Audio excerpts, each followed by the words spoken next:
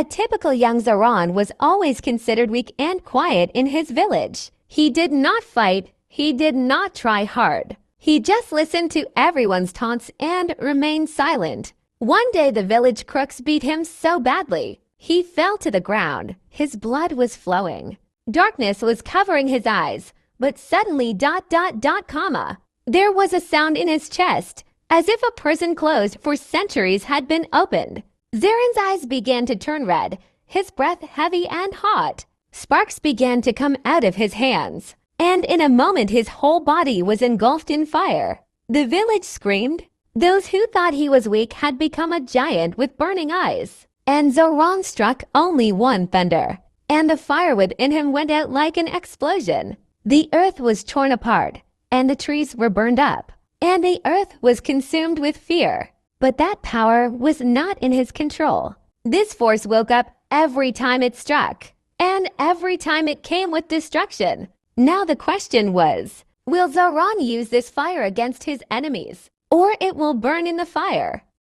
Village scene, nighttime, Zaron sitting quietly on a chair. This is the story of a seemingly weak young man, Zaron, who was a joke to everyone in the village until now.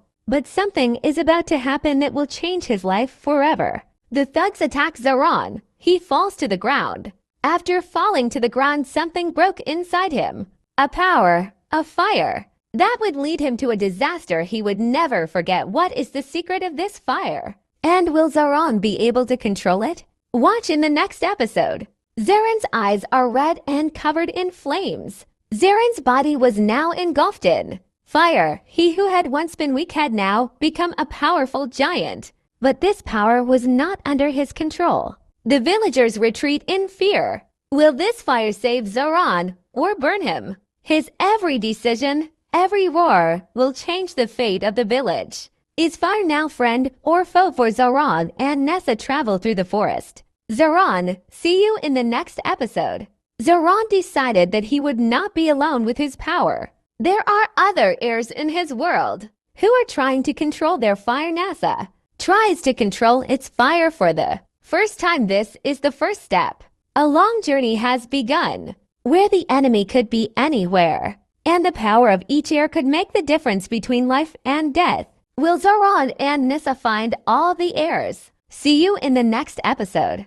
Zaron and the heirs arrive at the enemy castle. The first test was ahead. There were many magicians and soldiers in the enemy castle. Zaron gathered his fire and the power of the heirs. Battle scenes, flames and water storms. Flames are created by Nissa's music. This is not just a battle. This is a battle for the survival of the heirs. The bravery of each heir and the power of each flame are important. Will Zaron save his heirs? See you in the next episode. The final battle. Zaron and the chief face to face. Fires and water storms in the earth and sky. Now the time has come. Zaron must face the enemy with all his might and the heirs. One final clash, which will change everything. Visual. Flames overcome the power of the chieftain. The enemy melts. The heirs celebrate. Audio. Zaron and the heirs have shown that fire is not a symbol of destruction, but of protection and strength. But this end is also a new beginning. In the next episode, we will see a new journey for Zaron and the heirs.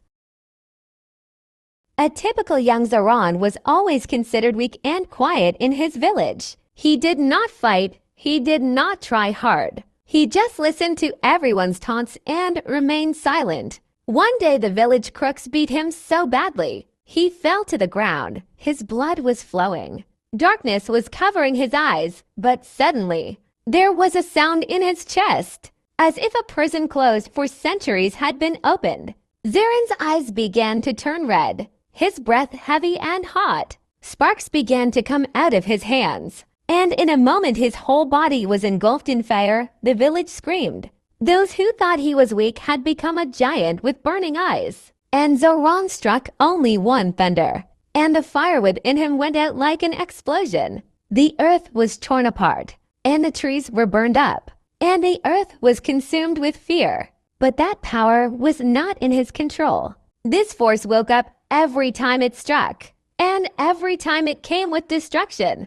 Now the question was, will Zaron use this fire against his enemies? Or the fire itself was burning in the night, and the moon was spread over the ruins of the village. All the people were asleep except the light of the ruins of Zaron. He was sitting on a wooden chair licking his torn shirt, and today he was killed by the rogues of the village. There were silent tears in Zaron's eyes, but there was only one question on his lips. Why am I so weak? Accident. The next morning, he was working in the fields when the crooks surrounded him again. Oh, you who are weak, let the earth write down our names today, lest they break the ribs. Zaron remained silent, and as soon as he refused, they broke down on him, punches, kicks, sticks. Zaron fell to the ground. His body bled. Then suddenly, something broke inside it, like a chain broken inside the chest years later. The birth of fire, the eyes of Zaron began to shine like red twigs. His body began to tremble. Suddenly flames came out of his hands, and the earth shook. What's going on? The crook shouted. Zaron stood up, his whole body engulfed in flames. He just killed one. And the waves of fire spread out like a circle, and the trees nearby burned, and the ground split, and the enemies fell to the ground and trembled, fear or power. The whole village was gathered together. There was fear in everyone's eyes. It's not a man, it's a man. But there was a strange calm in Zaron's heart. He was feeling power within himself for the first time. But the problem was ... The fire was not under his control. Whenever he was killed, whenever he was wronged, the fire would come out and burn everything. Selection. Now there were two ways in front of Zaron. 1. Make this fire a weapon against the enemies. 2. Or to control this fire and use its power for humanity. There was also a danger. If he cannot control it, the fire will burn him to ashes. Zaron was weak and fun for everyone in the village. But one day when the cruelty crossed its limits, the secret within it was awakened the power. A fire that had been hidden in its blood for generations. That night the people of the village gathered outside the house of Zaron. Someone was saying, "This is Jinn," and someone was saying, "There is a shadow of Satan over him." Then he asked, "Why didn't I get the fire?" His mother said only one word in her eyes. "Son, this is the power your father kept hidden." Zaron heard for the first time from his mother's mouth that his father was from an ancient tribe, the heirs of fire. They were able to put fire out of their bodies to fight the enemies, but most of them were burned to death in their own strength. Zaron's father had sacrificed his life to suppress this power. Then he decided that he would be able to control that power. He spent the night in the forest outside the village, screaming, trying to control the fire. Sometimes a little fire comes out of the hand. Sometimes the whole body becomes a flame. But the more he tried to control, the more powerful and uncontrollable he became. Those who were deceived were not empty-handed. And he said to the chief of the city, "There is a boy in the village whose body comes out of the fire." He said, "If this soldier is mine, I will conquer the whole region." And the men of the chief came into the city to seize Zaron. And the soldiers of the chief surrounded Zaron in the darkness of night. He tried to fight, but as soon as the soldiers put chains on him, his fire was extinguished. It was not an ordinary chain. It was made of water magic frozen in iron, which held the fire. Zaron was helpless. Zaron was taken to the chief's fortress. He looked at her and laughed. "I have dreamed of a soldier like you. Now your fire is my sword." Tharagatha said only one word, "I will not be a slave." But the chains forced him to bend. As he sat in prison at night, he heard a strange whisper in his ears. "I am your fire, the fire within you. Set me free, and I will make you invincible." There was fear in Zara's heart. Is this fire my friend or my enemy? The next morning, the chief sent Tharagatha into the field. 10 soldiers stood in front of him. "Kill them and get free." And then he touched her, and then the flames came out of her body. But this time the fire did not only burn the enemies, but also tore the earth. The people of the castle cried out in fear. Zaron certainly fell the soldiers, but he was engulfed in his own flames. He remembered his mother's words. "Son, if you can't control the fire, it will burn you too." Then he fell down on his knees and a firestorm broke out around him. There were only two ways. Either he accepts this power and becomes a disaster, or he is a guardian. Zaron was kneeling in the field of the castle.